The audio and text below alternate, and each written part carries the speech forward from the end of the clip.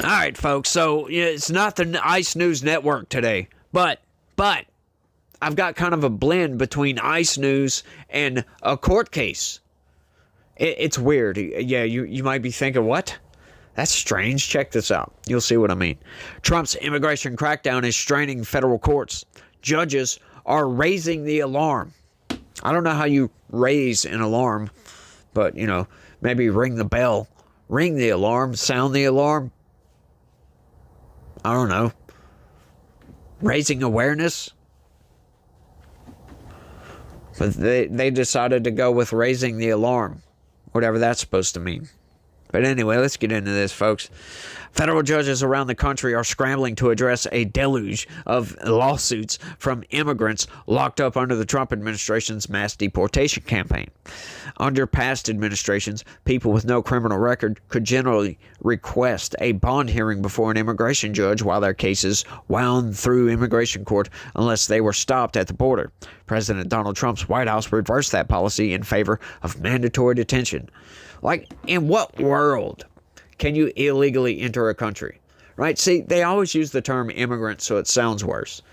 Because if you ask to come into a country and then they, you do all the paperwork, you file your paperwork, pay your money or whatever it costs, and then they put you in detention, yeah, that would be a bad thing, wouldn't it? And I imagine that a lot of these people think that that's what's going on.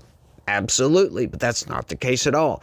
That is completely divorced from reality, right? It's the people that don't ask to come into the country that just do it anyway that we're requiring detention for. Anybody that asks to come in and we allow to come in, hey, you're free to go do whatever you want. Go get a job, buy a house, get some apple pie, and go watch a baseball game while you prop your feet up and pop some popcorn, right? That's what you need to do. But folks, look, in what world do you think you're allowed to break into somebody's house and then when the cops show up, say, no, I'm going to stay here. You need to go get a judge. In what world would that be okay? None, folks, none at all. It doesn't make any sense for somebody to break into our country. And that's exactly what they're doing. They're unauthorized migrants. What is the key word there? Unauthorized. That means they're not supposed to be here.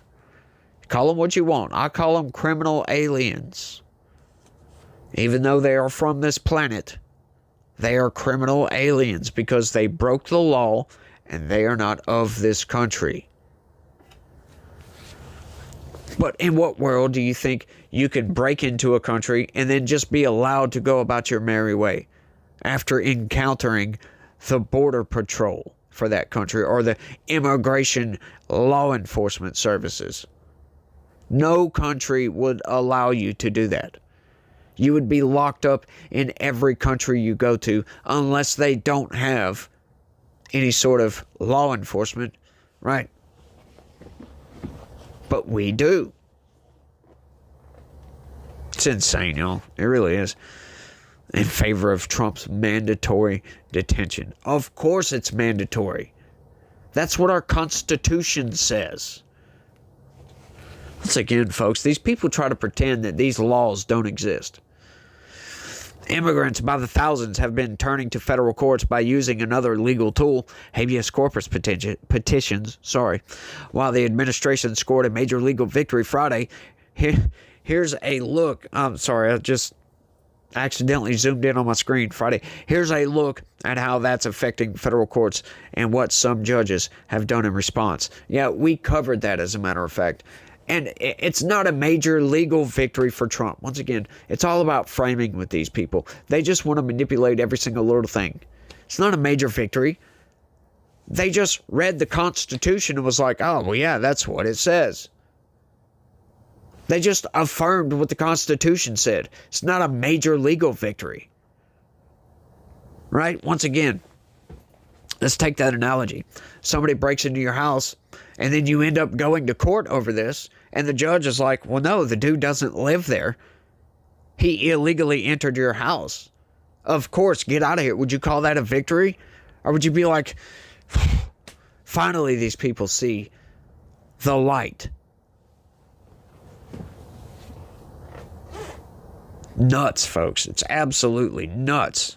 In one federal court district in Georgia, the enormous volume of habeas petitions have created an administrative judicial emergency.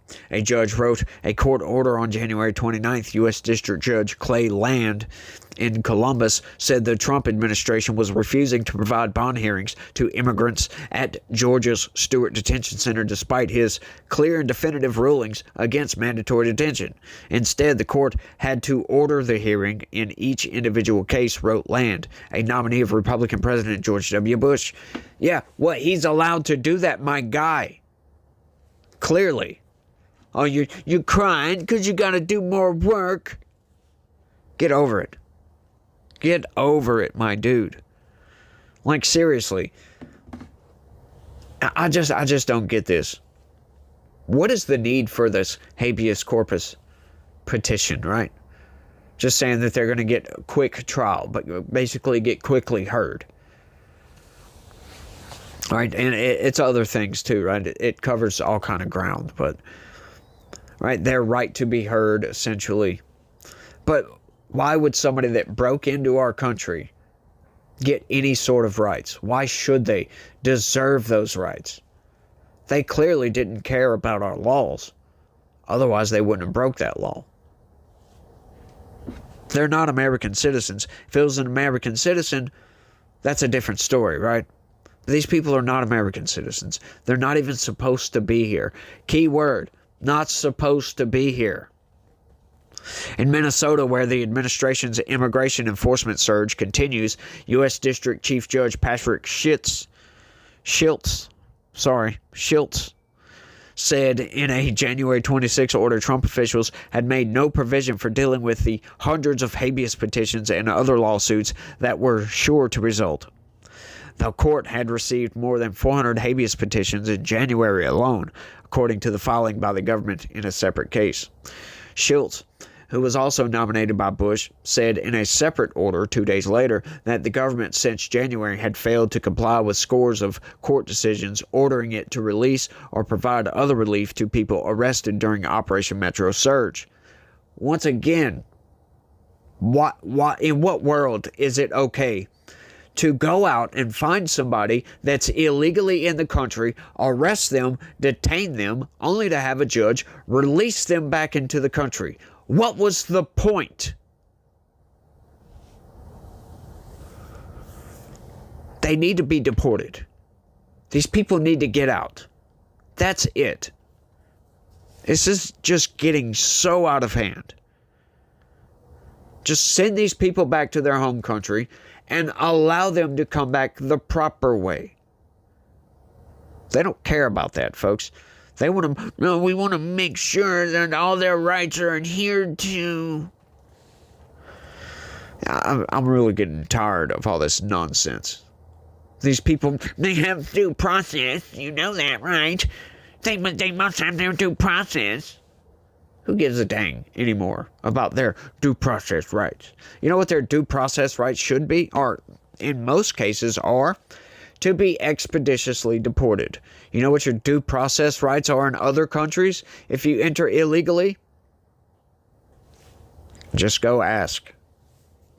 It ain't gonna be nothing like here.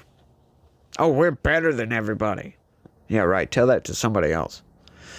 And in the Southern District of New York, U.S. Judge Arun Subramanian said in an opinion in December that the district had been flooded with petitions for relief from immigrants who posed no flight risk or danger but were nonetheless imprisoned indefinitely. Yeah, every single criminal alien is a flight risk. Think about what you're saying here, my guy. Like, none of these people have logic, it seems like. You got a guy that comes into the country illegally. We don't really know who they are. They get picked up by Immigration and Customs Enforcement. Then they go to court, and you're going to tell them, or you're going to say to everybody, that this guy's not a flight risk.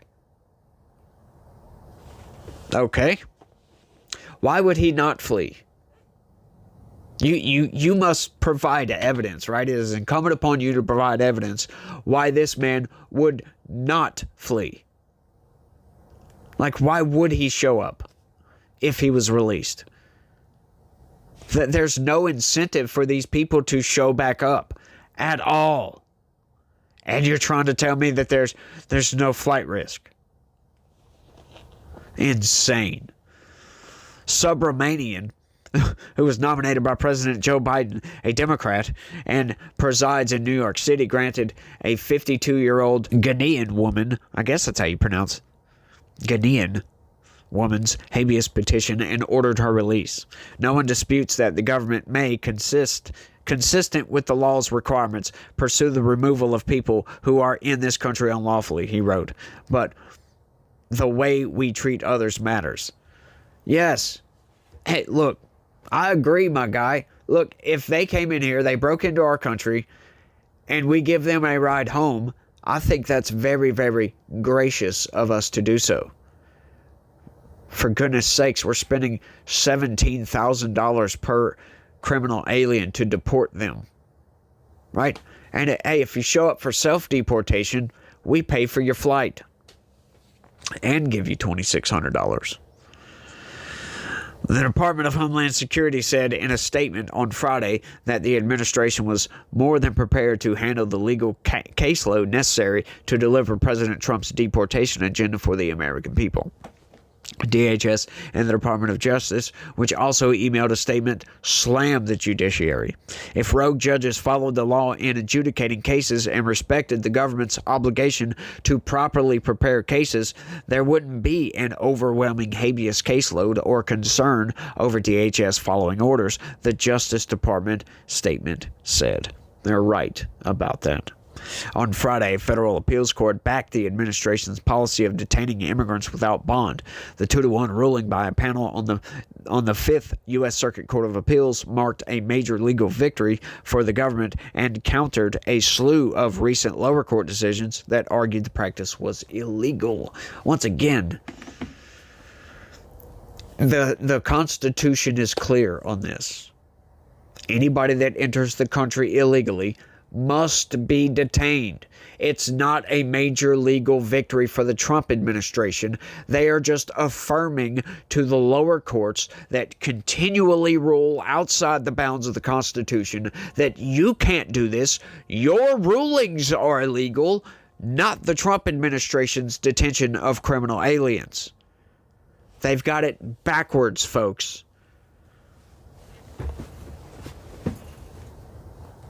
I just don't understand how Democrats can consistently get on the wrong side of every single issue, almost every single freaking time. It just doesn't make any sense. In November, a federal judge in California ruled that the Trump administration's mandatory detention policy was illegal.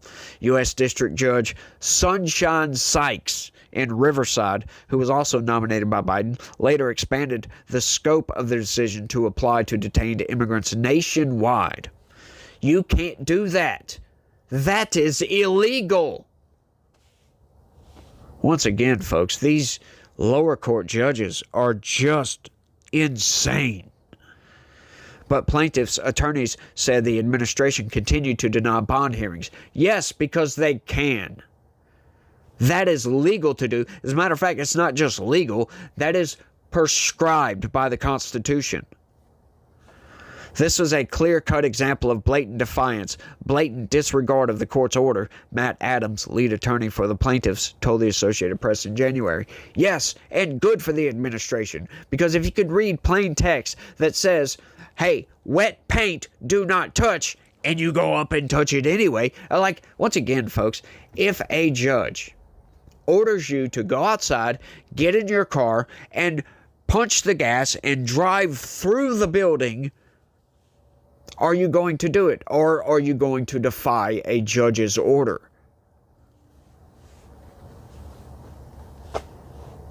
According to Sykes, the government argued her decision was advisory and told immigration judges who work for the Justice Department and are not part of the judicial branch to ignore it. The judge said she found the latter instruction troubling. In its statement, DHS activist judges have attempted to thwart President Trump from fulfilling the American people's mandate for mass deportations. Judges are trying to find ways to ease the burden. Land. The federal judge... What? Land. The federal judge in Georgia directed other judges in his district to immediately order the government to provide bond hearings to immigrants who meet criteria established by 2 previous habeas cases. Maryland District Court Chief Judge George L. Russell III has ordered the administration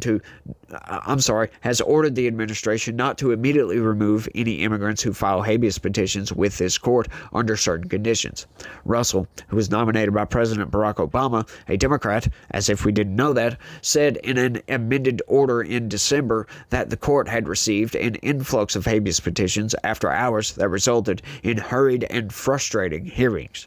So, in Tacoma, Washington, U.S. District Judge Tiffany Cartwright ordered the administration last month to give immigrants detained at a processing center in Tacoma notice of her ruling that the mandatory detention policy was illegal. Cartwright, who was also nominated by Biden, said the high volume of habeas filings had put a tremendous strain on immigration attorneys and the court. So what? Who cares? I don't care. Once again, why are we enabling all of this? I don't get that, right? It's not the Trump administration doing this. Think about that for a second. They're trying to pretend that all these habeas petitions is the fault of the Trump administration. Who is filing these habeas petitions? Oh, it's the criminal defendant. So it's the person that's locked up that's filing the habeas petition. How about gripe at these people instead of the Trump administration? Because it's mandated, prescribed by law. If they want to follow the law, they must be detained. I just don't get these people. And anybody that is on that side, oh, these people should be allowed to walk free. You're stupid, is what you are, if you think what Trump is doing is illegal. Yes, he should violate every one of those orders. As a matter of fact, if a judge's order comes down that is antithetical to what the Constitution says, in plain, clear text, no room for interpretation, that's what it says, they must be detained, and a judge says you cannot detain them, I'm sorry. He has every right to defy that. The DHS or the DOJ, well, I guess it would be DHS, has every right to defy that. Every single right, because it's an illegal order. It clearly falls outside of the bounds of the judicial authority because they need to rule based upon the Constitution, not based upon their feels, which is exactly what they're doing, folks. And we don't nominate these judges to go in there and tell us how they feel about a case. That's not what a judge is supposed to do. Adjudication is a word for a reason. That means they're supposed to figure out what the law says, figure out what the defendant did, and then base their ruling upon the law. Not on, well, we feel bad for these people. Oh, we got too much work. Not my problem. Do your job. This is insane. Look, if you know a judge, a federal judge, please share this video with them. Look, I'm not trying to be cute. I'm not trying to be mean. I understand it's a lot of work. I get it, right? But some of these judges, they just simply are activists. You cannot rule based upon your feelings. You have to rule based upon the law. And they are clearly ruling based upon something that is not defined by the Constitution. It's not defined by anything written down that's lawful. They're ruling based upon what they feel. Is that how the law works? Is that what you were taught in law school? No. Of course it's not. Of course not. Apathy, right, emotion, none of that matters, right? You should be apathetic when ruling, making all these decisions, right? Completely apathetic. their feelings or their situation should not play a part whatsoever. Because the Constitution doesn't say, well, they must be detained unless it's kind of a bad situation and they got kids that they need to take care of. No, it doesn't say that, does it? Blows my mind, y'all. Blows my mind. That, once again, folks, all we see coming from the other side, there's no legal arguments here. Not even from judges. It's all emotion. It's all how I feel about this. I feel like it's wrong. Well, you know what? I don't care how you feel. What does the law say? Once again, folks, we are commanded by God. Doesn't matter if you believe in God or not. He doesn't care if you believe. Well, he does care. He wants you to believe, but it doesn't matter. God's going to do what God's going to do. It doesn't matter what you feel. Right? We are commanded by God. Once again, whether you believe in him or not, doesn't matter.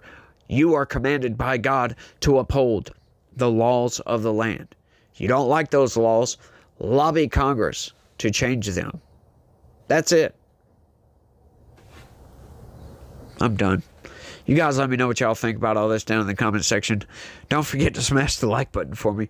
Subscribe if you're new around here. Share this video anywhere and everywhere you can. Click the join button. Sign up and become a member. That is the best way to help this channel expand and grow. Actually, tell your friends and family and all that. And the homeless guy down the street. Straight up. But look, folks, Jesus was crucified for us. He died to save us, to give us salvation. That's how much God cares about us. He wanted us to be saved. So he sent his only son down to earth with the humans to live, to shepherd, then to die for our sins, right? Something I heard the other day. Jelly Roll, as a matter of fact. If you go look on his face, he's got two teardrops. You know, the tattoos that, colloquially, I guess, because it's not always true that this is the case, but colloquially, the prisoners, they get the teardrops, basically signifying that they've killed somebody. Well, Jelly Roll has two of those and a cross right next to it. Well, that's theological, folks. That's very, very theological right there. He's making a statement with that. Right now, when you ask people, who killed Jesus? That's an interesting question, because you could say, you know, it was Judas, or you could say it was the Jewish church, right? The Jewish people killed Jesus. You could say it was Pontius Pilate that killed Jesus. You could say it was the Roman soldiers that actually carried out the crucifixion. Sorry. You could say all those things and you'd be wrong. Right? You might think you're right, but that's not really right. You know who killed Jesus? You did. I did. We all did. Every single human on this planet did. So that's what he died for. You think, with all the power that God has, he couldn't save his son? You think he couldn't have stopped that? He couldn't have changed people's minds?